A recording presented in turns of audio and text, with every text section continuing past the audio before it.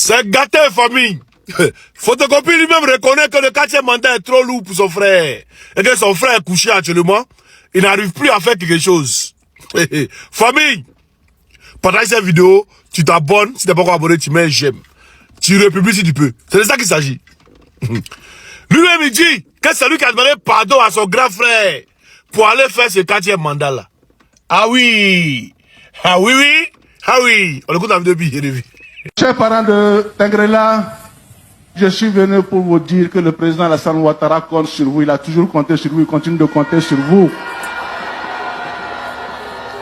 C'est vous qui lui avez demandé d'aller à cette élection.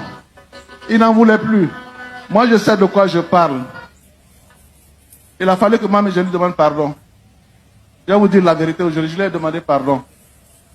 Parce que quand je regarde la situation d'ensemble, c'est pas bon. Tengrela, donc c'est vous qui avez demandé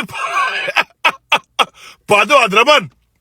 Hein? Avec lui, Ibrahima, il a demandé pardon à Draman pour faire 4e mandat. On a compris.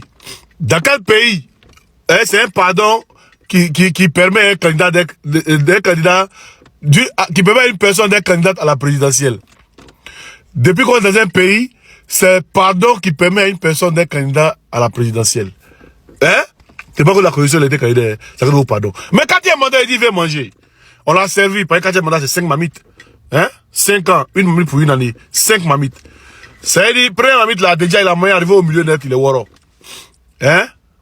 À ce gars-là? À Boribori là? À Prena? Mais il est où?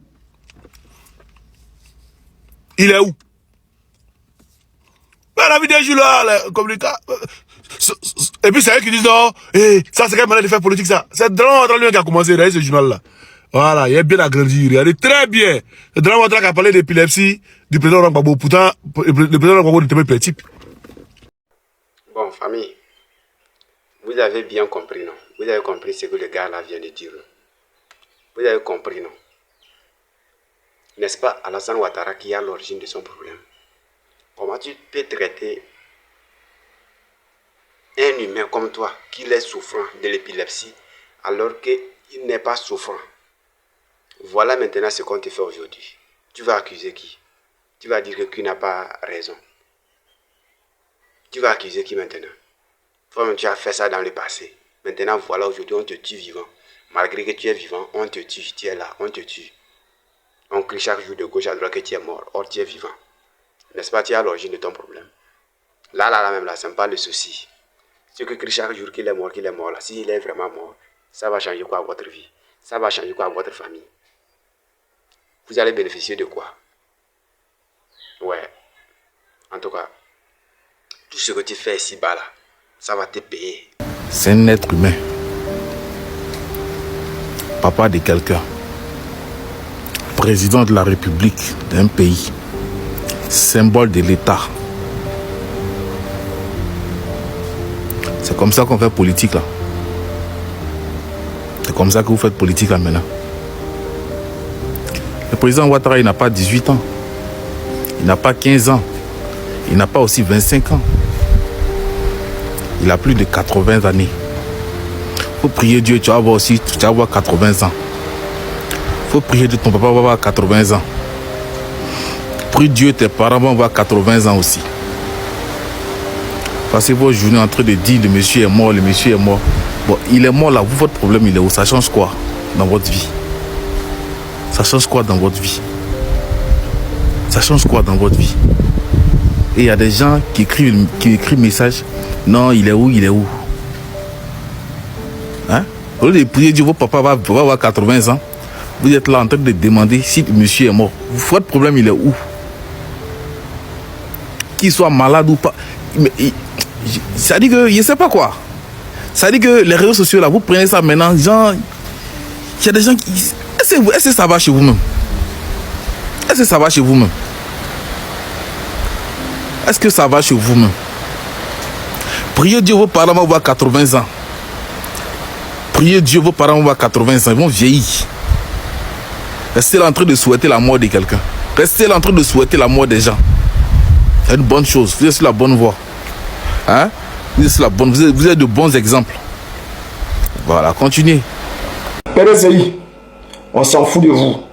Nous là, on est occupé à rechercher Alassane Ouattara. Parce qu'on a l'impression que c'est IA qui dirige la Côte d'Ivoire en ce moment. Vous, là, votre plaisanterie là, on s'en bat les couches. On n'est pas le président.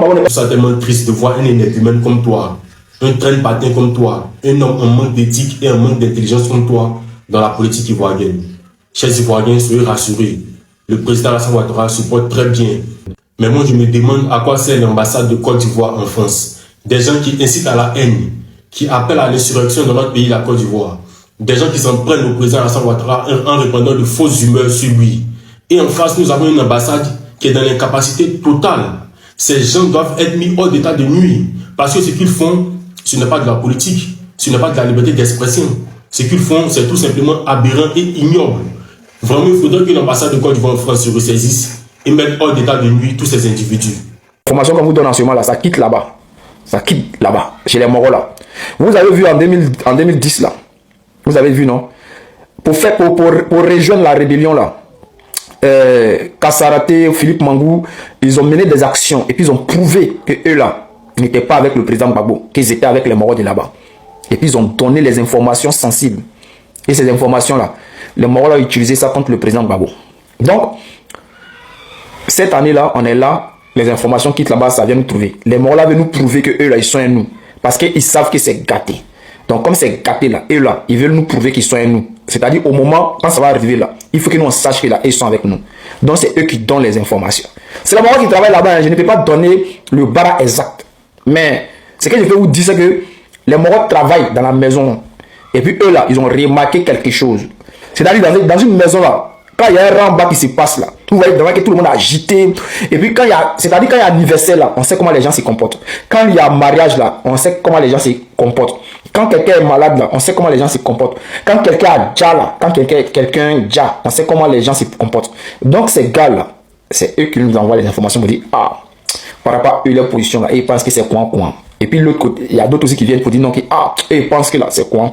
Quand vous faites vos panels et puis vous parlez, vous voulez voir des Ivoiriens se manifester, alors que vous n'avez pas la réalité du terrain.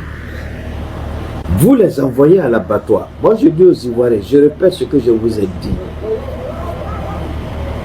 Je l'ai dit lors du 3e mandat d'Alassane Ouattara en 2020. J'ai dit aux Ivoiriens, je ne vous demande pas, ne sortez pas. Si vous estimez que vous êtes en position de force, si vous estimez que vous pouvez mobiliser des milliers, des centaines de milliers, alors sortez. Si vous n'êtes pas certain, ne sortez pas. Dieu est témoin, Internet est témoin, mes différentes pages, vous pouvez aller vérifier si ce que j'ai dit est faux ou pas. En 2020, quand il poussait les Ivoiriens dans la rue, j'ai dit ne sortez pas. En ce moment, Gbagbo était encore là. J'ai dit au président Bédié, tu comptes sur les Ivoiriens qui vont te trahir, fais attention. Est-ce que ce n'a pas été le cas? Ça a été le cas. Donc, faisons beaucoup attention. Quand ces jeunes-là parlent, ils ne sont pas sur le terrain. Ils ne connaissent pas la réalité du terrain. Ils ne savent pas à quoi ce régime-là s'est préparé pour attendre. Parce que Ouattara, à moins que je me trompe, n'en a pas pour trop longtemps. Ça au moins je peux le dire sans me tromper. Ouattara n'en a pas pour trop longtemps. Et c'est beaucoup compliqué en ce moment pour Ouattara. L'humiliation, la transformation, la dénaturalisation, la déshumanisation de Ouattara dont j'ai parlé a commencé. Mais est-ce que cela veut dire que je dois inciter les Ivoiriens à sortir dans la rue? J'ai dit non. Je leur ai dit, vous allez recevoir un signal de la part de Dieu. Aucun prophète, aucun homme sur la terre de ne vous donnera ce signal. C'est Dieu lui seul qui va vous donner ce signal. Et ce signal sera le peuple. Dieu seul sait à quel moment endurcir le cœur du peuple pour qu'il se manifeste. Personne au monde ne peut faire ça, si ce n'est pas Dieu. Donc arrêtez d'aller écouter ces gens-là qui vous nourrissent de n'importe quoi et faites attention. Je fais la politique, mais je ne fais pas la politique idiote. Je ne fais pas la politique criminelle. Si Ouattara est voleur, je dis qu'il est voleur. Télé est un assassin, je dis qu'il est assassin. Ça, c'est langage que moi,